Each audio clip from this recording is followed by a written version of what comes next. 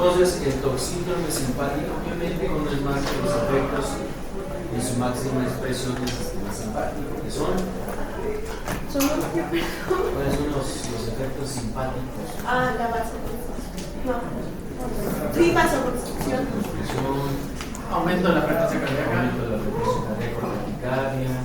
El aumento de la secreción de las glándulas sudoríferos, están sudorosos. Y entonces este señor, joven, 1,82 m, pesa 92 kilos. Llegó a las 2 de la mañana sintiéndose que se ahogaba. Y no puedo respirar bien, me duele el pecho, sudoroso, diafórico, una presión arterial de 150 sobre la vena, una frecuencia cardíaca de 130 latidos por minuto, y lo del pecho, un dolor de tipo cardiogénico, y algo que pasaron allí, saturando el 94%. El efecto simpático mimético de la cocaína lo que hace es, ¿qué pasa si yo hago una vasoconstricción de las arterias coronarias? Puedo generar isquemia. Entonces probablemente estaba generando isquemia, restando el impacto que puede cerrar tanto que se disminuye el flujo sanguíneo y se comporta como si fuera una obstrucción al flujo, un tapón del vaso. Y entonces electrocardiográficamente se puede ver como una lesión suborticárdica. Pero no era el caso de este señor. Y aquí partimos desde de lo que les estoy platicando es cómo es el comportamiento del flujo sanguíneo local en esta persona. Pues está disminuyendo porque tiene un metabolismo mayor con las sustancias que consume. Entonces también disminuye la disponibilidad de oxígeno por la restricción del flujo coronario. Excelente, muy bien. ¿Qué opinas del argumento de mi residente que decía, bueno, le voy a poner oxígeno, doctor, porque está consumiendo más oxígeno, el corazón está trabajando más rápido y no se abastece por sí solo y por eso está ocasionando ese dolor? Entonces, si yo le pongo oxígeno, tiene que mejorar el aporte hacia el tejido local. ¿Cierto o falso? Bueno, si las células están como necesitando más oxígeno, tengo entendido que al mismo tiempo secretan como vasodilatadores que van a hacer que se aumente el flujo, bueno, sí, que se aumente el diámetro de los vasos y aumente el flujo sanguíneo. Entonces, creo que no necesitaría como que el oxígeno como tal, sino que sería como una compensación. Pero de está consumiendo más oxígeno, ¿estás de acuerdo? Y la residente dice, le voy a poner oxígeno para seguir garantizándole que se siga apoyando, no solamente por lo que llega a través del flujo sanguíneo, sino que me administra para yo ayudarle en ese consumo de oxígeno. ¿A favor o en contra? A favor. ¿Por qué?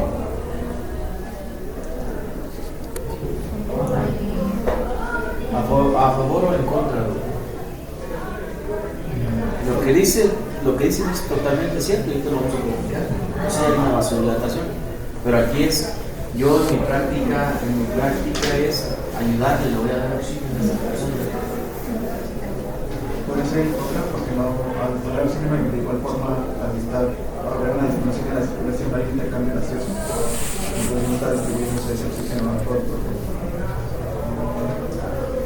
Si yo aumento la cantidad de oxígeno, aumento la presión arterial de este, entonces el alveolo va a haber más, entonces tiene que haber mayor retención. Entonces, ahí nos quedamos un poco cortos con el argumento. Sí puede aumentar, pero aquí nos metemos un poco más en el alveolo y estamos tratando de descifrarlo a través de las intenciones. ¿A favor o en contra?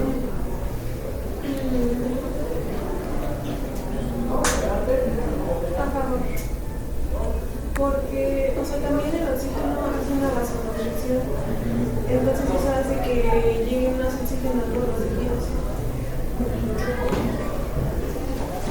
No sería muy bueno. Yo siento que se necesidad de que el oxígeno, o sea, el músculo liso en los vasos ocupa oxígeno para para contraer eso. Entonces, siento que si la relación no es oxígeno, o sea, siempre que son excelentes.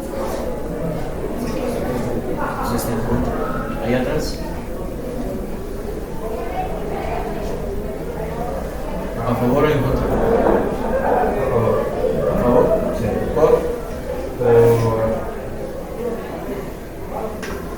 Bueno, estoy como una parte entre sí y no. No puede ser entre sí. En medicina es dicotómico, ¿no? ¿Estás o no estás? A favor o en contra. No puedo autonombrarme estoy medio enfermo. ¿Estoy o no estoy enfermo? No puedo decir me estoy quedando embarazado, ¿ok? ¿Estoy o no estoy embarazado? A favor. Doctora. A favor, porque está disminuyendo la concentración, la saturación arterial de oxígeno. Necesitamos aumentarla porque está teniendo una mayor actividad metabólica, necesita ese oxígeno,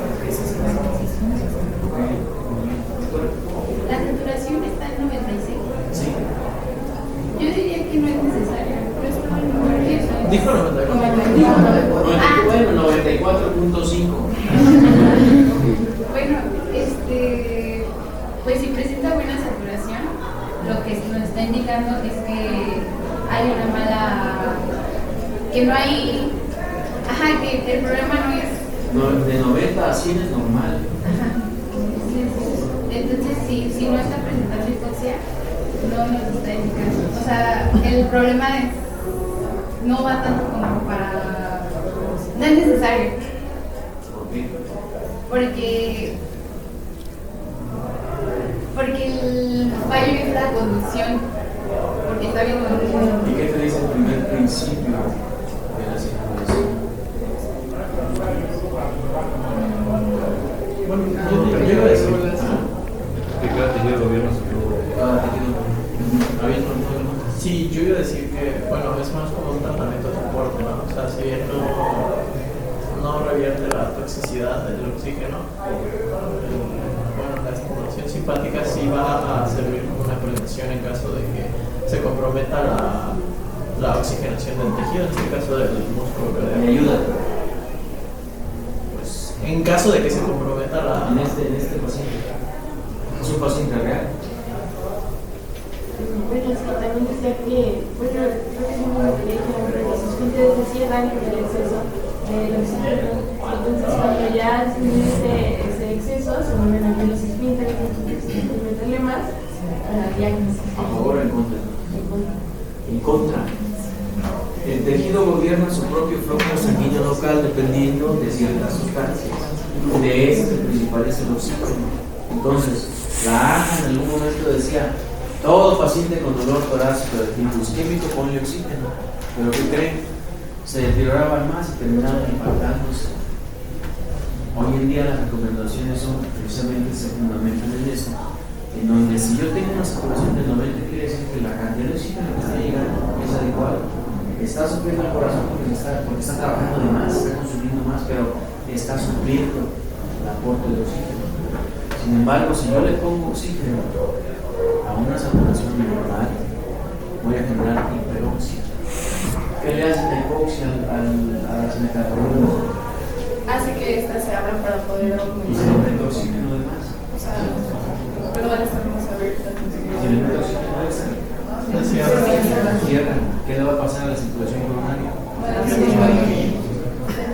Se va a disminuir y entonces lo voy a exacerbar más esa isquemia. Y después lo voy a terminar impactando en un simple hecho de si le pongo o no le pongo el oxígeno y le subo ahí a la rodillita. Esa es la importancia de que ustedes deben de, o tenemos que analizar la importancia de los mecanismos que van a regular el control del flujo sanguíneo local. Y yo incluyo que ustedes estén haciendo su ejercicio. No parece, totalmente de acuerdo, no parece porque no están discerniendo ese juego de nutrientes. Entonces, esa es la explicación de por qué ese paciente con 94 no se le tiene que poner oxígeno. Y hay otros detalles en el síndrome simpático mimético por el yo creo que ahí ya lo vemos cuando damos insuficiencia cardíaca. Sí. Bueno, tenía una duda bueno, igual yo también estaba en contra porque en el capítulo decía lo mismo, que tenía que ver con el ATP, y mientras más producción por oxígeno de adenosina trifosfato, más había contractilidad del músculo liso del vaso. Pero también en este caso podrían administrarle, por ejemplo, también adenosina para vasodilatar. Sí, no adenosina, porque la adenosina, acuérdense que tiene un efecto a nivel sinusal. Pues esa taquicardia que si descubrí que tenía 114 latidos por minuto, esa es secundaria al efecto simpático mimético. No me conviene administrarle adenosina porque lo puedo parar, pero sí puedo mejorar esa taquicardia a través de quitar la ansiedad. Teniendo en cuenta lo que él tiene es ansiedad secundaria a la exposición de sustancias.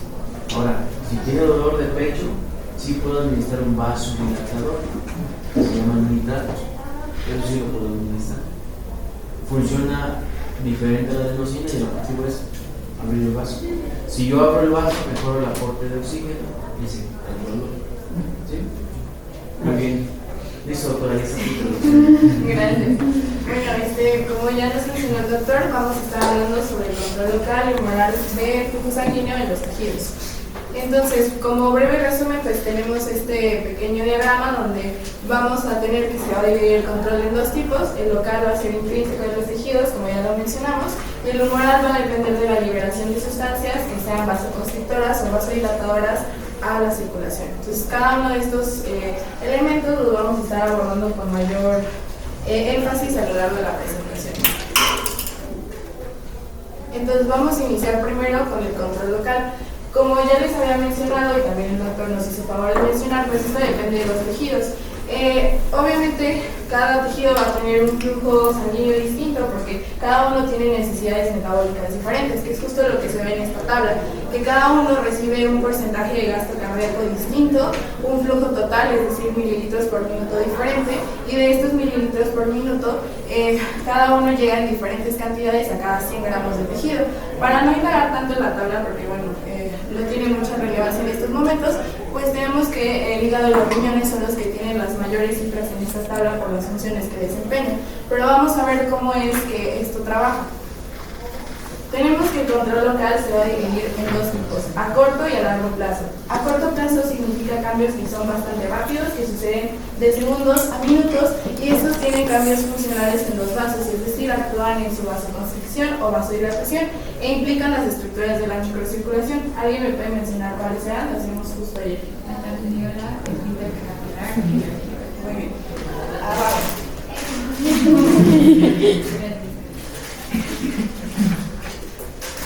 Y en otra parte tenemos al control a largo plazo, que estos son cambios que son más prolongados y sostenidos y que suelen durar entre días o incluso meses. Estos son cambios estructurales en los vasos y se menciona que estos trabajan para aumentar el número de las arteriolas, es decir, una angiogénesis. Entonces primero nos vamos a centrar en el control a corto plazo.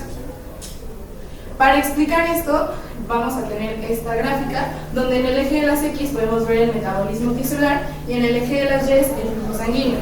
Vemos que hay una relación donde X significa lo normal, entonces cuando nuestro metabolismo tisular está en valores normales, pues el flujo también lo va a estar. Pero ¿qué pasa cuando nuestro tejido se vuelve bastante activo y este metabolismo aumenta? Pues en consecuencia también lo va a hacer el flujo. ¿Por qué? Porque está teniendo necesidades nutricionales mayores. Entonces, en este caso, cuando el metabolismo aumenta hasta 8 veces lo normal, el flujo tiende a aumentar 4 veces lo normal. Como ya mencionamos, pues el oxígeno es bastante importante para la regulación de este flujo, por lo que cuando hay disminución en situaciones como lo son una neumonía, los cambios en altitudes o también en patologías como envenenamiento por cianuro, cuando las células no pueden aprovechar de manera óptima el oxígeno que está llegando a través del flujo, pues obviamente esto va a tender a aumentar. Entonces en esta gráfica podemos ver cómo cuando disminuye la saturación arterial, en este caso es un 25% menos de lo normal, pues el flujo tiende a aumentar 3 veces. Y los cambios de la disponibilidad de oxígeno se rigen bajo dos teorías importantes. ¿Alguien me puede decir cómo se llama? Que no se arregle. Teoría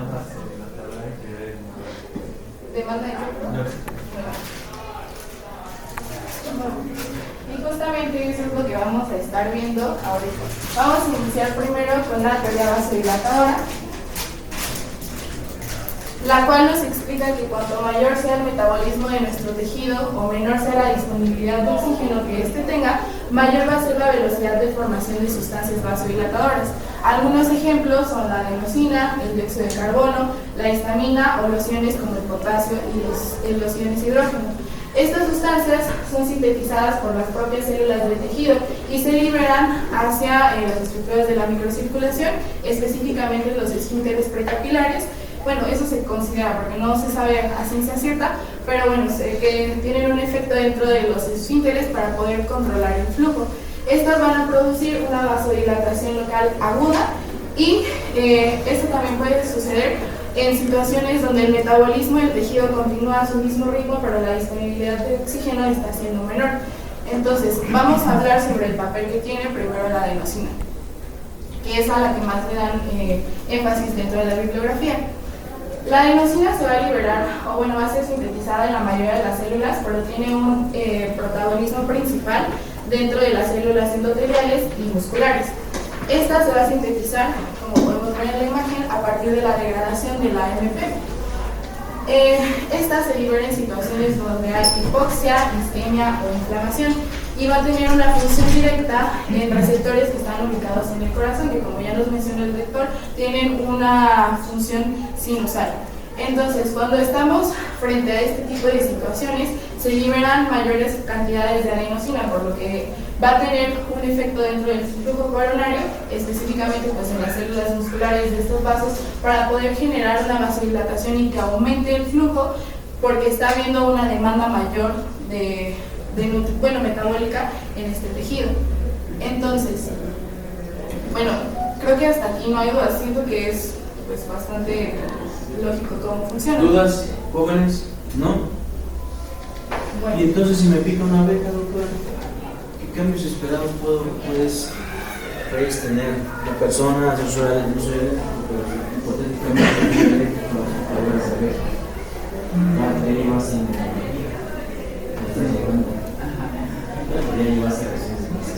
ya platicaste de eso. ¿Qué pasa en un piquete de abeja? Una persona que es sensible. Pues libera histamina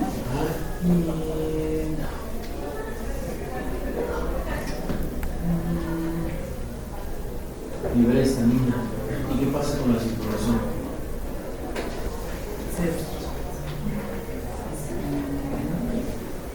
¿Disminuye eso? ¿Por qué? Porque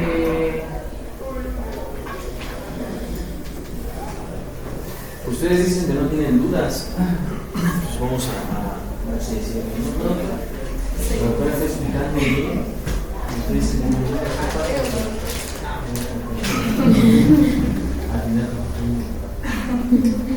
¿qué pasa al final? pues se disminuye.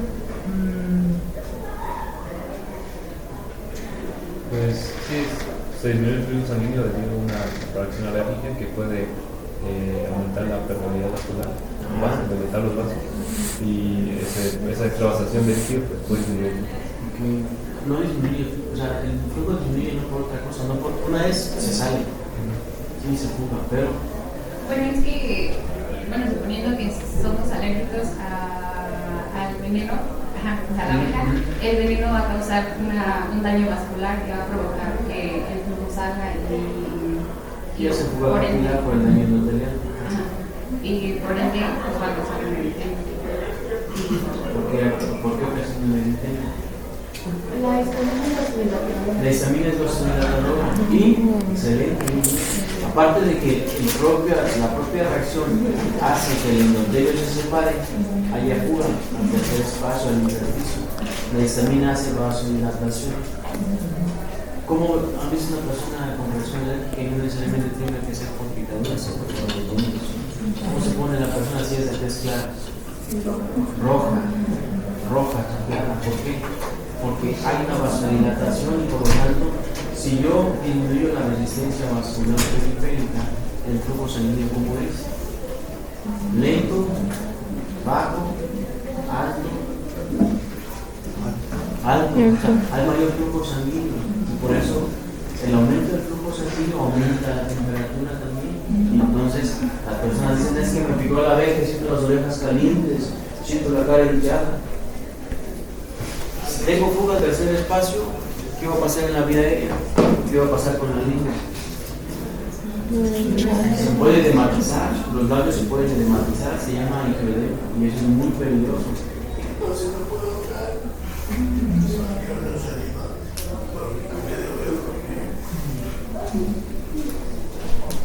Porque tiene que ver con la vasodilatación y eso altera el flujo sanguíneo local.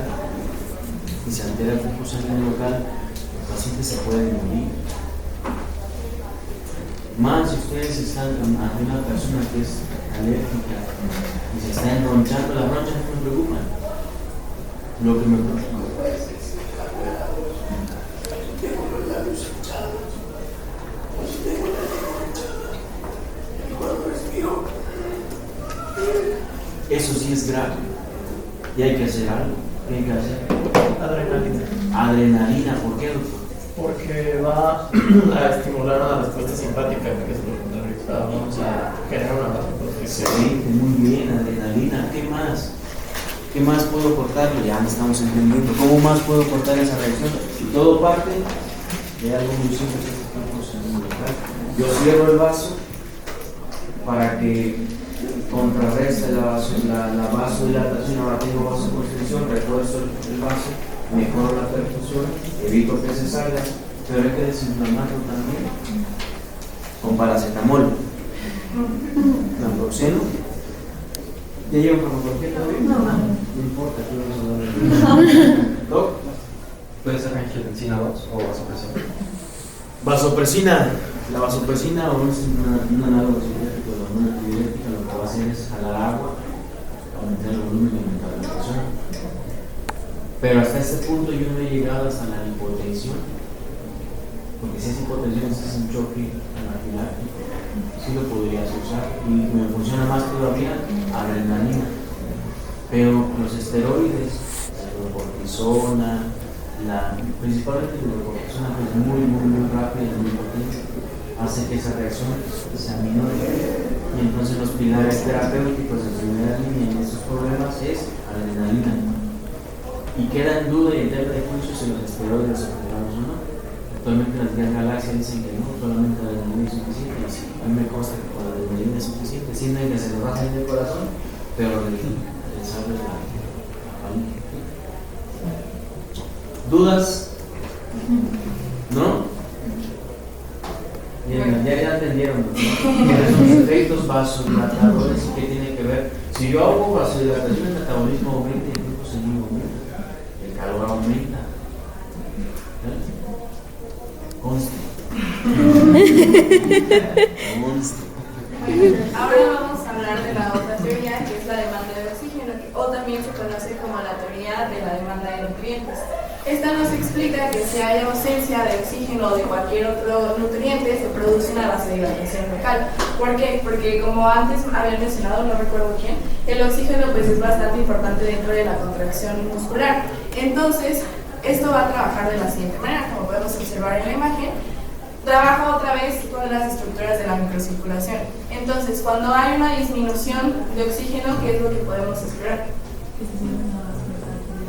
¿Para qué? Los capilares, los capilares de capilares para que no pase el oxígeno. Hay una disminución de oxígeno inicial. Si hay una disminución de oxígeno, se abren los capilares para que la hipoxia ocasiona vasodilatación. Y entonces, si hay un exceso de oxígeno, ¿qué es lo que pasa? Una vasoconstricción. ¿Cómo se llama ese fenómeno, Richie? De que se abren y se cierran los precapilares, los cilios precapilares. Muy bien. ¿Cómo?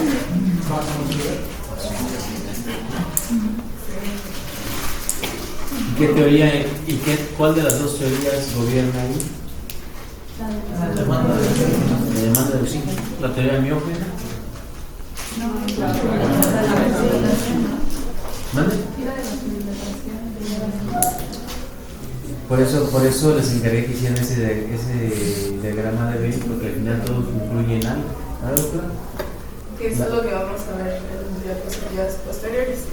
Entonces, sabemos, pues ya por lo que me dijeron, que la concentración de oxígeno pues es bastante importante para poder regular justo la apertura o el cierre de estos precapilares en base a el oxígeno.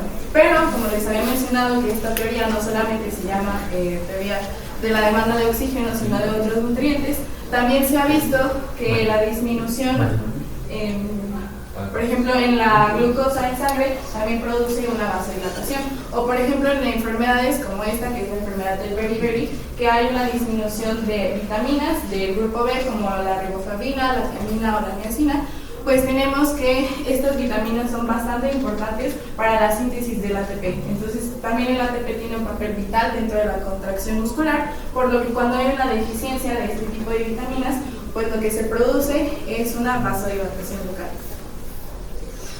Y bueno, ahora vamos a pasar a ver sobre otros ejemplos que tienen que ver con este control metabólico de los tejidos. Bueno, ahora vamos a hablar del control metabólico a corto plazo del flujo sanguíneo local. Estos mecanismos metabólicos van a responder directamente a las necesidades metabólicas del tejido. Como ya vimos, cuando un tejido aumenta su actividad metabólica, va a necesitar más oxígeno y nutrientes. Es por eso que aquí vamos a tener estos mecanismos metabólicos que se van a encargar de cambiar, modificar el diámetro de los vasos sanguíneos, y tenemos estos dos fenómenos principales que son la hiperemia reactiva e hiperemia activa. Para explicarles esto, tenemos estas gráficas. En la hiperemia reactiva va a ocurrir después de que el flujo sanguíneo, hay una oclusión de la arteria, entonces va a disminuir el flujo sanguíneo. Aquí podemos observar que el flujo sanguíneo se encuentra normal. Después ocurre la oclusión de la arteria, puede ser durante algunos segundos o incluso hasta horas.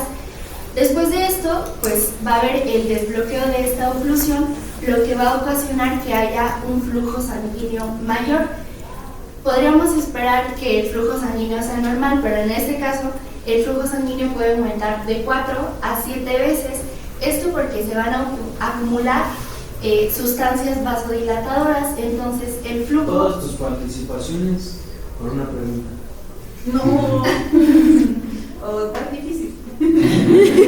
Todas tus participaciones por una pregunta. Pero ¿cuántas llevo? 2 y 1. Vamos 3 a 1. A ver, Deli. Si la fallas, va al doble. Ah, no, ya cambió la apuesta otra vez. ¿Cómo se llama eso?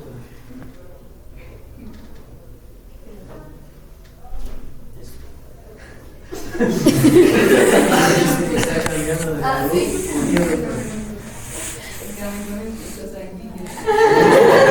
Eso. ¿Por qué se están poniendo las orejas así?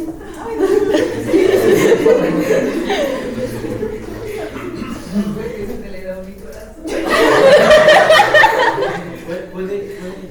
¿Del otro lado se ve? ¿Notan el cambio de la coloración de el pabellón y el lóbulo son muy vascularizados? Y entonces aquí está corriendo uno de estos dos fenómenos. ¿Cuál es la? No se trata de los puntos. ¿Qué está pasando? ¿Una hiperemia activa o una hiperemia reactiva? ¿Activa? ¿Por qué? Porque está aumentando su actividad. Un espacio tan cortito como el otro día con la doctora. El estrés genera consumo de oxígeno. Y si yo consumo de oxígeno, el metabolismo aumenta y por lo tanto el consumo de oxígeno es mayor. Es decir, el aporte versus la demanda gobierna más, el tejido pide más. Y entonces el vaso se hace, se dilata. Y entonces, afortunadamente el cerebro nos nota eso, ¿no? Es claro. Nosotros somos como los ni de chica ni de claro, pero la vez clara se empieza a notar. Luego, ¿dónde es más vascularizado? Las mejillas, los pabellones, Doctora, ¿y sentiste así como caliente la oreja? Sí, mucho la cabeza. Porque eso habla de la hiperemia activa. Y todo el tiempo lo están viendo. ¿En cuánto tiempo pasa de un estado de confort a un estado en donde tienes más demanda de oxígeno? Ahí no sé cuánto consumiste de oxígeno, pero seguro que mucho. La frecuencia cardíaca aumentó, las resistencias vasculares disminuyeron, es decir, se abrió un poco más el vaso y por eso está roja. O lo mismo pasa, ¿no? Cuando conoces a alguien y se te llena la pancita de mariposas, pasa lo mismo, ¿no? Y el galán dice, vamos avanzando. Pero eso implica que su organismo está generando la manera para poder suplir esa demanda de oxígeno. Cuando ustedes hacen un examen, de la misma manera, no necesitan ponerse rojos, pero el consumo de oxígeno cerebral es mayor y el consumo de oxígeno y el metabolismo también. ¿Cuál es la principal fuente de energía? A nivel sistémico, los carbohidratos. Los carbohidratos. Entonces, en exámenes muy pesados, ahí hay organizaciones de mar y les sacan un dulcecito y les ponen un caramelo, no un chocolate porque los manda al extremo, les sobra proteína y dónde hay que meterse y tiene que ver con hiperemia activa. ¿Dudas? ¿Sí? Sale. ¿Qué más? Bueno, en la hiperemia ya lo vimos entonces rápido, es cuando el tejido va a aumentar su actividad metabólica y algunos ejemplos eran como el músculo esquelético durante un ejercicio intenso, el cerebro durante la actividad mental, como pasó, bueno, y las glándulas intestinales durante la secreción. Entonces, bueno, otro mecanismo es la autorregulación del flujo sanguíneo debido al cambio de las presiones. La autorregulación es la capacidad de este tejido para mantener el flujo relativamente constante a pesar de los cambios de la presión. Bueno, aquí vamos a tener que la presión arterial va a aumentar abruptamente, entonces el flujo sanguíneo tiene que aumentar de inmediato. Sin embargo, en menos de un minuto este flujo va a regresar a sus valores normales. En la literatura nos da un ejemplo de que entre 70 y 175 milímetros de mercurio el flujo solo va a aumentar en un 20 a un 30%, y este mecanismo va a ser más preciso en el encéfalo y en el corazón. Bueno, otras teorías de la autorregulación es la teoría metabólica y la teoría miógena. La teoría metabólica explica que al aumento de la presión arterial va a haber un exceso del oxígeno y los nutrientes, por lo tanto los vasodilatadores locales van a disminuir y se va a producir una vasoconstricción. Es por eso que el flujo va a regresar a los valores casi normales. Por otro lado, en la teoría miógena se explica con la observación del estiramiento abrupto de los vasos pequeños sanguíneos. Esto va a generar una contracción del músculo liso, y esta teoría miógena se va a iniciar por la despolarización vascular, que es inducida por el estiramiento, y en esto va a haber un aumento de los iones calcio. Este mecanismo es independiente del sistema nervioso y de las hormonas, y es más evidente en las arterias, ¿Qué es más fácil? ¿Que a una persona se le suba más rápido, se le suba abruptamente la presión y le sangre el cerebro? ¿O que se quede sin oxígeno en una parte del cerebro? ¿Podría ser que se quede sin oxígeno? ¿Por? Porque sus células están consumiendo más. Porque estás lavando, se aumenta la presión, la resistencia de los flujo. Estás lavando esos vasodilatadores naturales, que es el óxido nítrico. Lo comentó usted, doctora. Es una persona dentro de la crisis hipertensiva, existe algo que se llama emergencia hipertensiva. Y recuerden que la presión le pega a 4 órganos principalmente: cerebro, corazón, ojo y riñón. El cerebro tiene una regulación bien estricta de presión, 150, ahí se mantiene un flujo y una perfusión cerebral adecuada. Si yo lo aumento de manera súbita, empiezo a barrer todos esos vasodilatadores compensadores. Si yo aumento la presión de manera progresiva, se liberan vasodilatadores progresivos, porque el hecho de rayar el endotelio se libera el óxido nítrico. Pero si lo aumento tan rápido, doctora, voy a barrer, entonces en lugar de dilatarme, cierro. Y entonces la persona empieza a desorientarse, si una encefalopatía hipertensiva, o empieza a dejar de mover una parte de su cuerpo. Es un evento vascular cerebral de tipo isquémico secundario de la hipertensiva. ¿Y qué es lo que tendrías que hacer? ¿Qué es lo que tendrías que hacer? De esa exploración fisiopatológica, partiendo de Sánchez, ya no sé.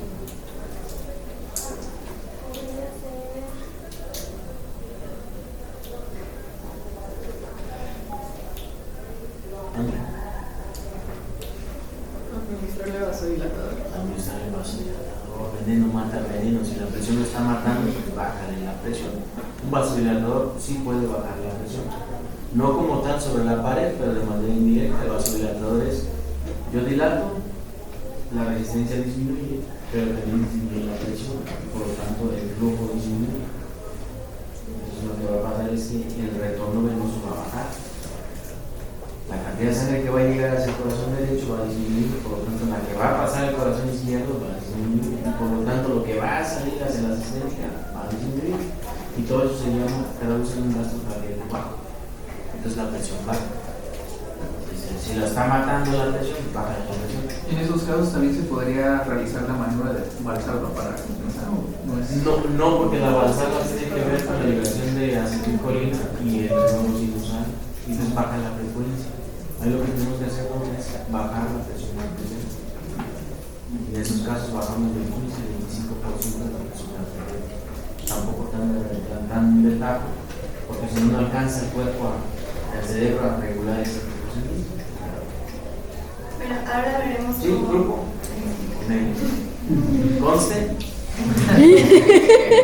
Cada vez que te digan sí, doctor, les abrimos una pregunta intencional. Y te vas a dar con esa sesión. Ya ahorita el flujo sanguíneo cerebral se activó, el cerebro está en hiperemia activa, está consumiendo calorías pum. ¿Qué más? Ahora veremos cómo el endotelio cumple un papel muy importante en el control del flujo sanguíneo. ¿Alguien sabe qué es enos? ¿Qué cambia de los ¿Qué es? Directo, claro. Es enzima sintasa de óxido nítrico. Sí. Bueno, estas enzimas son las que se van a encargar de producir el óxido nítrico mediante la actinina y el oxígeno. Lo que va a ocurrir es que estas enzimas entonces liberan el óxido nítrico y van a activar la guanilato ciclasa soluble en el músculo, en las células del músculo vascular liso. Esta guanilato ciclasa soluble lo que va a hacer es convertir el trifosfato de guanosina cíclico en monofosfato de guanosina cíclico, que a su vez va a hacer que se active la proteína sinasa dependiente de monofosfato de guanosina cíclico, causando una relajación en el músculo vascular liso. Es por eso que el óxido nítrico es un vasodilatador. Muy bien. ¿Y qué pasa si yo estimulo de más ese óxido nítrico? ¿Quiénes llevan tamarindo? Tamarindito, ahora si no se me pierde la... ¿Apellido? Balcázar Correa. Balcázar Correa. Casi ya te puse, doctor. Padilla Rangel. ¿Y más? ¿Buen rostro? Si eres Casas, ¿verdad? Sí. Casas, sí, ya. Sí, doctor. ¿Buen rostro? Buen rostro. Que no se me olvida, doctor, debe ser el esposo. Martínez Acosta. Martínez Acosta. Andy, ya. López. Domínguez. López. Serrano. Ah, Domínguez, no López Domínguez. Domínguez. ¿Quién más le falta? Rodríguez García. Rodríguez García. Alfonso Sanabria. Alfonso Sanabria. Alfonso Sanabria. Soy la primera. ¿Apellido? Chávez. Chávez. Chávez Corona. Ajá. Sale. ¿Quién más me falta?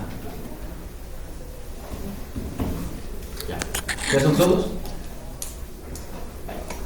Bueno, por otro Déjame, lado. todavía no termino. ¿Qué pasa si yo estimulo? O sea, el óxido nítrico se produce de manera natural. ¿Cuál es el objetivo? Mantener una vasodilatación. ¿Qué pasa si yo estimulo de manera exagerada esa producción de óxido nítrico? Es decir, aumenta el consumo de oxígeno, se tiene que producir. ¿Qué pasa si yo lo estimulo de manera exagerada? ¿Puedo generar una coagulación intravascular diseminada? Puedes generar una coagulación intravascular diseminada, pero ¿cómo la podría generar? Por la vasodilatación excesiva se disminuye el flujo y se empieza a coagular la sangre. Haces una éstasis, pero acuérdate que si yo dilato el vaso, ¿cuáles son los determinantes del flujo, de la característica del flujo? El grosor, el diámetro. Hago un flujo más veloz, por lo tanto turbulento. Por un lado sí puedo condicionar eso, pero ¿qué pasa? Disminuye la resistencia vascular periférica y disminuye la presión arterial. Excelente. Disminuye la resistencia vascular periférica y disminuye la presión arterial. Y entonces tendré presión baja. Ya llevaron microbiología. ¿Qué sustancias principales producen los gram negativos? Endotoxinas. Y esas les encanta el endotelio y le encanta inhibir el óxido nítrico. Primero lo estimula, exagera su liberación. Después el equilibrio normalmente es me dilato, me contraigo y estoy así. Pero si exagero esa estimulación y liberación de óxido nítrico, entonces el óxido nítrico aumenta y voy a presionar que el vaso, toda la vasculatura de mi economía disminuye. Entonces la presión va a caer. Se llama choque séptico. Y tiene que ver con el óxido nítrico. Bueno, ahora por otro lado veremos la endotelina. Este es un potente vasoconstrictor y se va a liberar cuando hay un daño endotelial. Su función protectora va a prevenir las hemorragias tras lesiones y este es implicado. ¿Tu apellido, doctora? Mendoza. 3-3, doctora. 3-3. Sí. Bueno, ya, pues voy bien. 2-2. El 2 es Espinosa. Ya empecé el partido. Porque es hiperemia activa. Voy a ver el aumento Bueno, este va a ser implicado en los daños del endotelio debido a la hipertensión. Y por último, de mi parte, la regulación a largo plazo del flujo sanguíneo. Este se va a desarrollar en horas, días o semanas y permite un flujo más completo. Permite un control más completo del flujo sanguíneo y va a normalizar por completo el flujo a pesar de los cambios de la presión. Su mecanismo principal se debe a los cambios estructurales de la vasculatura, como el aumento de las arteriolas, de los capilares y del diámetro vascular. Y esta regulación es esencial cuando hay un aumento crónico del metabolismo tisular. Bien, ahora pasando a la regulación del flujo sanguíneo por el desarrollo de las circulaciones. Tiempo. ¿Cuáles son los factores a corto plazo que regulan el flujo sanguíneo? El aumento del metabolismo. ¿Metabolismo? ¿Te acuerdas? Daniel. La presencia de oxígeno. Oxígeno. Teoría de vasodilatación. ¿No? La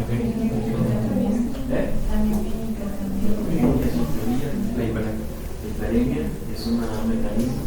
Pero yo tengo mecanismos a corto plazo. Tienen que ver, uno, con mecanismos neuromorales, oxígeno, óxido nítrico, estaminas, potasio, hidrogeniones, CO2, y de estos digamos que decirlo que el que encabeza todo este grupo, o el verdadero chivo de la campana, es el oxígeno. Ahora vamos con las teorías a corto plazo, a largo plazo, o los factores a largo plazo del control del flujo local. ¿Sí? Next. Bien, ahora hablaremos de la remodelación vascular como respuesta a cambios crónicos en el flujo sanguíneo o la presión arterial. La respuesta rápida, cuando se aumenta el flujo sanguíneo o la presión, será que habrá una vasoconstricción. Esto nos lo explica la ecuación de Laplace. Nos dice que cuando hay una vasoconstricción se disminuye el radio, por lo que disminuye la tensión, y esto es lo que busca para que el vaso pues, no se modifique. La remodelación eutrófica de entrada se dará en pequeños vasos y va a haber una remodelación de las células del músculo liso vascular, y de las células endoteliales se van a reorganizar. Mientras que en la remodelación hipertrófica va a ser en vasos grandes y va a incrementar de tamaño las células, y va a haber formación de proteínas como la fibronectina y el colágeno para aumentar la resistencia. Y aquí ya tenía una pregunta, doctor. Es que, o sea, por ejemplo, aquí puede haber una hipertensión crónica debido al aumento de las paredes. Y, por ejemplo, ¿Aislado? ¿Solamente con este cambio? Ajá. Es que vi que había un aumento de la presión arterial por esta vasoconstricción. Y entonces lo que encontré era que para que, o sea, los vasos fueran una reversa, para que volvieran a su normalidad, había algunos medicamentos que inhibían al calcio. Entonces no sé si podría volver a su estado normal el vaso o había como una alteración. Fisiológicamente el estado vuelve a su estado normal. Con estos mecanismos lo que hace es cerrar, pero acuérdate que el vaso tiene un mecanismo muy modificable a corto plazo, que se llama compliance por estrés. Se cierra, pero se relaja y se vuelve a adaptar. Se distiende y se relaja y se vuelve a adaptar. Ahora, si es constante porque tienes una liberación de manera inadecuada, hay problemas que pueden generar esta liberación de sustancias. Lo que hacen los calcio antagonistas, el calcio forma parte de la contracción del músculo y las arterias tienen músculo, y ya platicamos sobre el mecanismo de excitación-contracción del músculo cardíaco. También existe el mecanismo de excitación-contracción del músculo liso, del músculo esquelético, y lo que pasa es que el calcio es muy importante para que puedan las fibras de actina y miosina cerrar. ¿Qué es lo que hago con los bloqueadores de los canales de calcio? Uno de ellos es el nifedipino, amlodipino, nicardipino, y todos los que terminan en pinos. Si yo bloqueo esos canales de calcio, lo que va a pasar con los vasos es dilatarse, y al dilatarse la presión va a bajar. ¿Por qué va a bajar? Porque estoy dilatando el vaso, y la presión y la resistencia son inversamente proporcional al vaso. Sí es correcto lo que usted mencionó.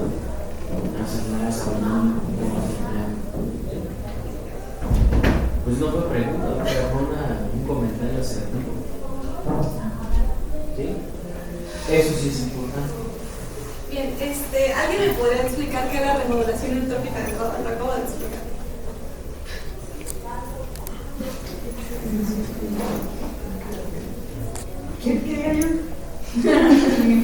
Bueno, es que lo que entendí era que cuando estiras el vaso, para volver a contraerlo va a ocupar más fuerza de la que incluso usó para distenderlo.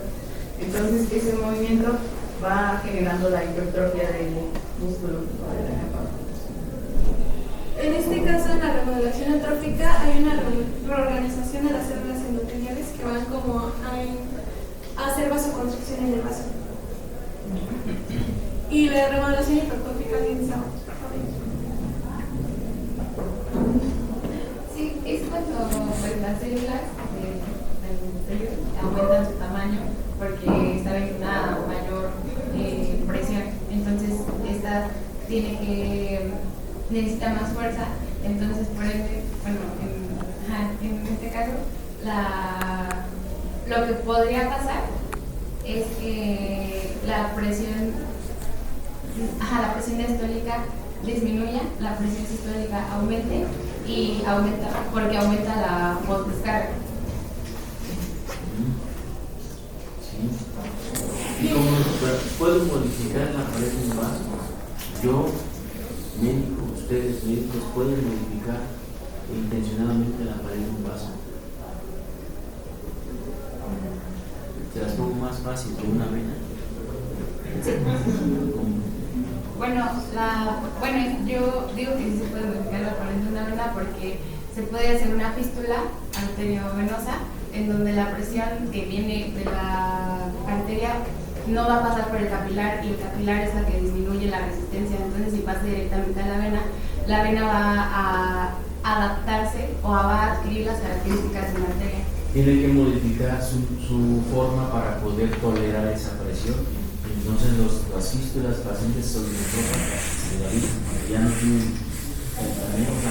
ya se gastaron los peritoneos, ya se gastaron las fístulas vasculares, ya son fístulas arteriovenosas.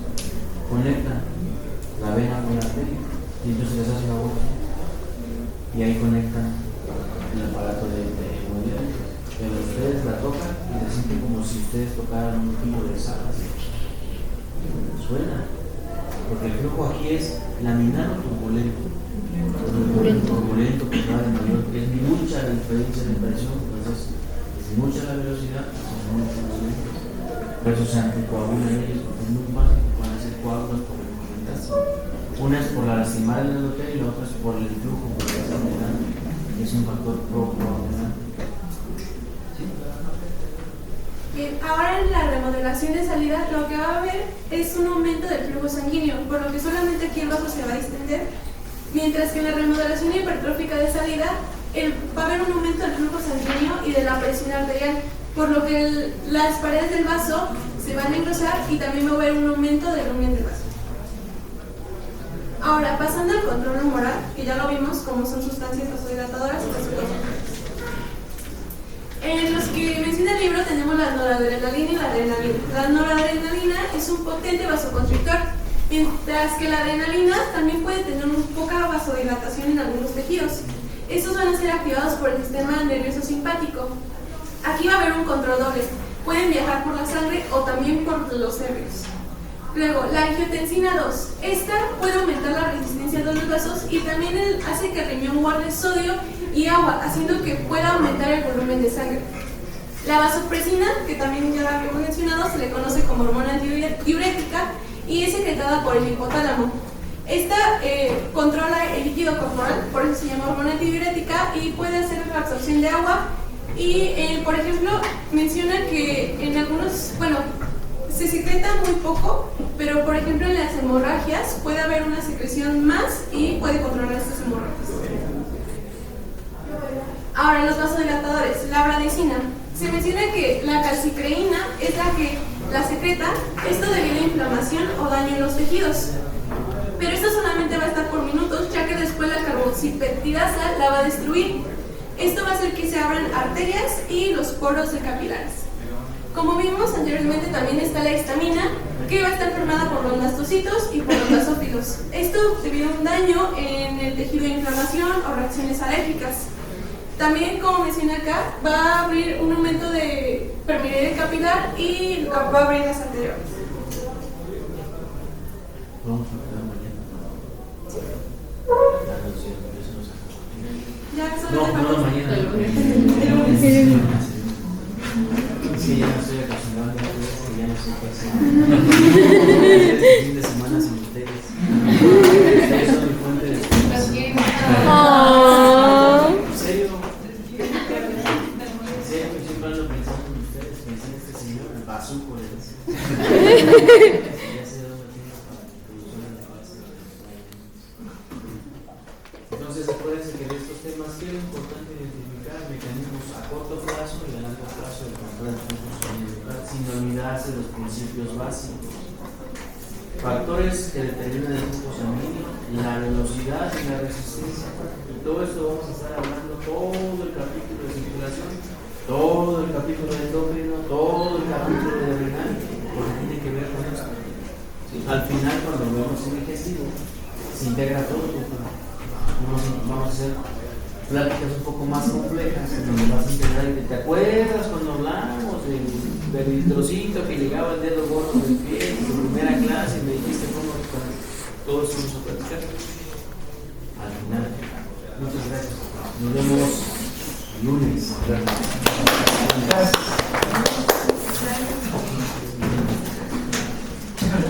Wow, se lucieron. Se lucieron.